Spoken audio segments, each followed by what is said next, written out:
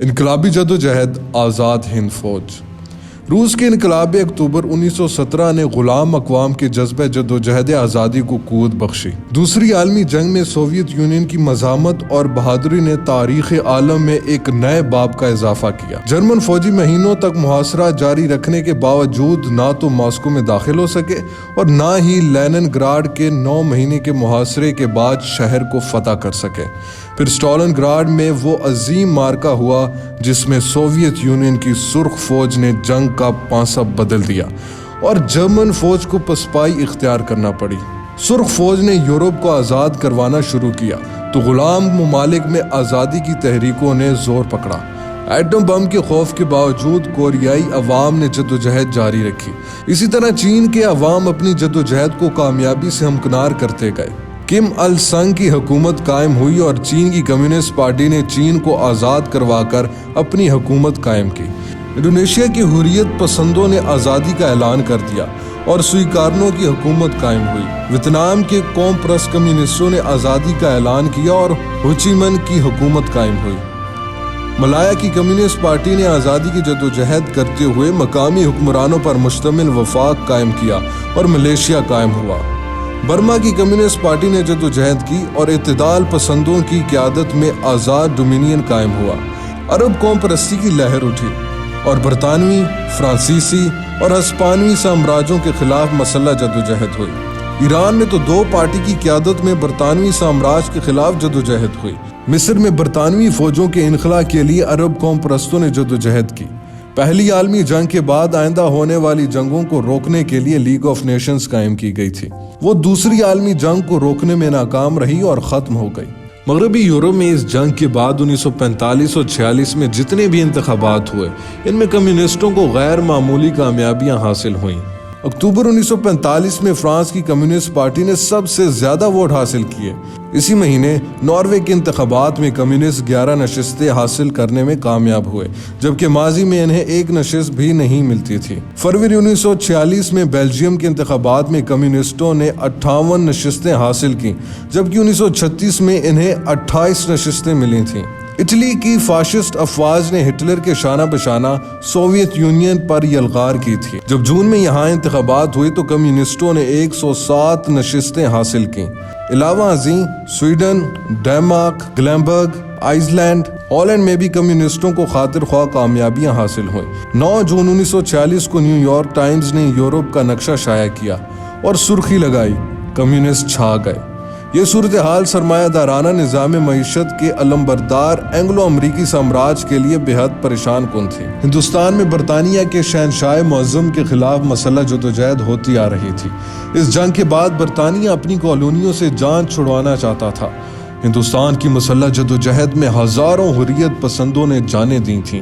یہ جدوجہد 30 اور 40 کی دہائی میں اپنے عروج پر تھی کہ کانگریس اور کمیونسٹ پارٹی آف انڈیا نے نہ صرف اس جنگ میں برطانیہ کا ساتھ دیا بلکہ لاکھوں ہندوستانیوں نے دنیا بھر میں مختلف محاذوں پر برطانیہ کی یہ جنگ لڑی۔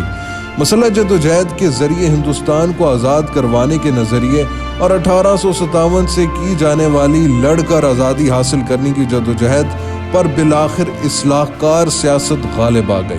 اب قانونی اور آئینی جدوجہد کا راستہ تھا جس پر اصلاح پسند سیاسی جماعتیں گامزن تھیں، مگر اسی جنگ کے دوران آزاد ہند فوج نے جنم لیا۔ اس فوج کے قیام نے ہندوستان کی آزادی کی جدوجہد میں ایک مسلح منظم فوج کے ذریعے ہندوستان کو آزاد کروانے کا عملی قدم اٹھایا۔ جب کانگریس نے دوسری عالمی جنگ میں انگریز کا ساتھ دینے کا فیصلہ کیا تو کانگریس کے مشہور قوم پرست رہنما سبھاش چندر بوس، جنہیں نیتا جی کے نام سے بھی جانا جاتا ہے، جو کانگریس کی صدارت کی کرسی پر دوبارہ 1936 اور 1939 میں فائز رہے تھے، انہوں نے کانگریس سے استعفیٰ دے کر آل انڈیا فارورڈ بلاک بنا لیا۔ انگریز نے انہیں کلکتہ میں نظر بند کر دیا، جہاں سے وہ خفیہ طور پر 1941 میں کابل سے ہوتے ہوئے جرمنی پہنچے اور دوسری عالمی جنگ کے دوران انگریز کے خلاف جرمنی کے ساتھ مل کر متحدہ محاذ قائم کیا۔ ان کا کہنا تھا کہ دشمن کا دشمن دوست ہوتا ہے۔ جرمنی سے وہ آبدوز کشتیوں کے ذریعے 8 فروری 1943 کو ایک طویل سمندری راستہ طے کر کے 13 جون 1943 کو ٹوکیو پہنچے۔ یہاں پر ان کی ملاقات جاپان کے وزیر اعظم جنرل ٹوجو سے ہوئی۔ जापान इस जंग में जर्मनी और इटली का इत्तेहादी था। अंग्रेज के खिलाफ जनूब मशरक एशिया में आबाद हिंदुस्तानियों ने बैंकॉक में 15 जून 1942 को इंडियन इंडिपेंडेंट लीग रास बिहारी बोस और मोहन सिंह की क़यादत में कायम की थी। रास बिहारी बोस इस तंजीम के सदर थे। उन्होंने 2 जुलाई 1943 को सुभाष चंद्र बोस का सिंगापुर में हजारों अफराद के साथ इस्तकबाल किया और इंडिपेंडेंट लीग की सरबराही नेताजी को सौंपकर खुद सदारत के ओहदे से सबकदोश हो गए। नेताजी ने दूसरे ही रोज आज़ाद हिंद फौज के क़याम का ऐलान करके चलो दिल्ली का नारा बुलंद कर दिया। 21 अक्टूबर 1943 को सिंगापुर में आज़ाद हिंद की आर्जी हुकूमत कायम की गई, जिसने बरतानिया और अमेरिका के खिलाफ खुला ऐलान जंग कर दिया। चंद ही रोज में इस हुकूमत को Japan, Germany, Italy, Croatia, Burma, Thailand, national चीन, फिलिपाइन और मखोरिया ने तस्लीम कर लिया। आज़ाद हिंद फौज साउथ एशियन थी और मुत्तहिदा हिंदुस्तान चाहती थी, जिसमें श्रीलंका भी इसका हिस्सा था। 6 नवंबर 1943 को जापान के वजीर आजम ने अंडमान और निकोबार के जजीरे, जो एक वक्त में सल्तनत बरतानिया का हिस्सा थे और यहाँ पर तमाम बागियों को सजाएं देकर भेजा जाता था, जिसे काला पानी की सजा कहा जाता था, वो जजीरे अब जापान के कब्जे में थे। इनको सुभाष चंद्र बोस की अबूरी हुकूमत के हवाले कर दिया। यहाँ पर नेताजी ने हिंदुस्तान की मशरकी सरहदों पर हमले के लिए 3 ब्रिगेड फौज तैयार की। जापान ने जंग में शामिल होने के बाद बरतानवी मकबूजात पर फतह हासिल की। यहाँ पर हथियार डालने वाली अंग्रेज फौज, जिसमें अक्सरियत हिंदुस्तानियों की थी, और जापानी कैंपों में इनकी हैसियत जंगी कैदियों की थी। इन जंगी कैदियों को सुभाष चंद्र बोस ने वतन परस्ती के नाम पर अंग्रेज के खिलाफ जंग आज़ादी में शामिल होने की दावत दी और वो आज़ाद हिंद फौज में शामिल हो गए। आज़ाद हिंद फौज की तादाद 43,000 बताई जाती है, जिनमें 20,000 वो थे जो हिंदुस्तानी फौज के तजुर्बाकार फौजी अफसर और जवान थे। इस फौज में खवातीन की भी एक रेजिमेंट थी, जिसका नाम रानी ऑफ झांसी रेजिमेंट था।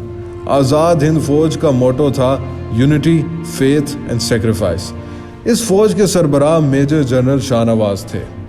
जारी है।